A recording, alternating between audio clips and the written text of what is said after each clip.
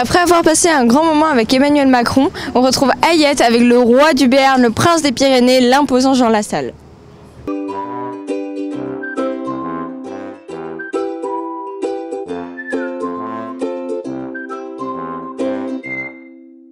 Bonjour.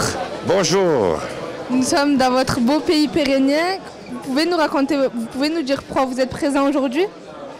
J'ai pas compris. Pourquoi? Pourquoi êtes-vous présent aujourd'hui? Ah, parce que le Tour de France, pour moi, c'est une religion. J'aime le Tour de France depuis que je suis tout petit. Parce que, vous savez, à l'époque, je suis issu d'un petit village, Lourdes-Ichères, à la frontière avec l'Espagne, qui est très éloignée de tout.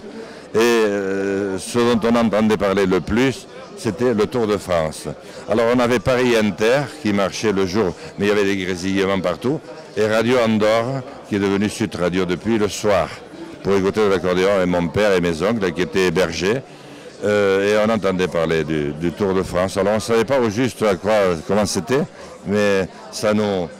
parce que les reportages à l'arrivée, où alors on entendait qu'il y en avait un qui était tombé, on était triste. Puis après, j'ai eu 8 ou 9 ans, il y a des gens qui sont venus en vacances et qui m'ont amené voir une étape dans l'Aubisque. Et là, oh là là, qu'est-ce que j'étais. C'était Anquetil et Poulidor déjà à l'époque, vous voyez. Et bon, et ça m'a beaucoup plu. Et puis j'ai continué. Puis ensuite, j'ai eu la chance de rencontrer Félix Lévitan, Jacques Godet. Et puis maintenant, je connais ce formidable directeur que vous avez. Et il m'invite. Parce que c'est une fête qui touche et qui donne de la joie à tout le monde. Et elle passe devant toutes les fenêtres. Elle passe devant toutes les maisons. Et elle ne coûte rien. Et c'est une espèce de bonheur qui gagne les gens alors qu'ils ne s'y attendaient pas. Ils sont soudain heureux. Et après, ils en parlent tout l'été. Vous en connaissez beaucoup de fêtes comme ça? Parce que bon, le mondial, c'est magnifique, on l'a gagné, on est très heureux, mais on ne les voit plus. Tandis que là, on les a vus. À Paris, ce diable de Macron les a confisqués. Les pauvres gens qui attendaient sous un cagnard terrible, ils n'ont pas pu les voir. Tandis qu'ici, on peut. On peut les magnétoscoper, les regarder. Et puis, tout autour de ce village, les gens, ils s'aiment. Alors que partout ailleurs, ils se foutent sur la gueule. Ici, ils s'aiment. Voilà. Voilà pourquoi le Tour. Donc vous êtes un passionné du cyclisme? Oui, parce que c'est une des épreuves, une des manifestations humaines les plus difficiles. Parce que pour faire vraiment ce sport, d'abord ce sport on peut le faire à tous les niveaux. Pour faire de petites promenades, pour aller voir un copain, pour aller faire un tour. Après on peut le faire pour s'entretenir, pour se maintenir en forme. Et il ne faut pas forcément s'appeler Fromm, donc on le fait. Et puis après, vous pouvez faire aussi du sport, mais au niveau régional et local. Et vous pouvez gagner des courses. Un jeune qui gagne des courses, tout le monde applaudit. C'est la nuit, c'est beau. Et puis après, il y a les très grands champions. Et les très grands champions, c'est énorme, qu'ils soient premiers ou derniers. Parce que c'est la même souffrance. C'est une souffrance inhumaine ou surhumaine. Il faut une volonté d'acier qui ne laisse pas la moindre place au doute.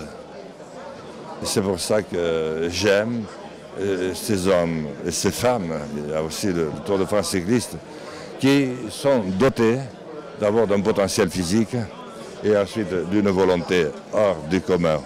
Voilà. C'est pas gagner forcément pour gagner, c'est gagner pour gagner. C'est-à-dire montrer que, voilà, il faut, à un moment donné, que quelqu'un gagne. Et chacun trouve sa victoire à son niveau. Celui qui gagne le classement général, il faut de joie. Celui qui gagne le maillot à poids aussi. Et celui qui est dernier a gagné. Parce qu'il a fini. Merci à vous. Vraiment, le Tour de France, c'est le monde entier. Partout où j'étais dans le monde, le Tour de France. On me parle de la Tour Eiffel, des Jolies Françaises et du Tour de France. Merci beaucoup. Au revoir.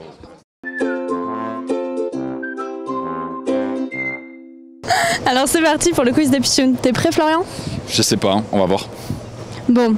Quel Français sauvera son maillot jaune lors de l'étape entre Pau et Lourdes en 2011? Le prénom et le nom. Thomas Vauclair? C'est ça. La Reims accueille le Tour pour la seconde fois. En quelle année fut la première? En 1976, entre 1976 et 2000. 77. Un peu plus. 79. Plus. 80. Plus. 3. 83. Un peu plus. 85. Oui, c'est ça. Lourdes est ville étape du Tour en 90. Qui remporte le prologue de cette édition au Futuroscope? Greg LeMond, Thierry Marie, Miguel Indurain ou Steve Bauer? 90, j'aurais tendance à dire Indurain. Non. C'est LeMond? Non plus. Ah bah alors, Bauer. C'est Thierry Marie. Je suis très mauvais alors. Dans quelle vallée réputée pour son fromage se situe la Reims? La vallée? Dosso. C'est ça. En géographique, en histoire du cyclisme. En 1994, Miguel Indurain est leader au départ de l'étape entre Lourdes et Luz-Ardiden. Combien de jours en jaune aura-t-il effectué au cours de sa carrière? Entre 45 et 75. 75. Non, moins. 65. Moins, 60. c'est ça. En 48, Gino Bartali s'impose à Lourdes dans un tour qu'il a dominé. Combien d'étapes va-t-il remporter cette année-là? 4, 5, 6 ou 7? Alors, c'est pas 7, parce que 7 c'est Cavendish et c'est le record, je crois. Donc je dirais peut-être 6. C'est pas ça. 4. C'est pas ça. Tu m'as dit, c'est quoi l'autre option? 4, 5, 6 ou 7. 5 alors.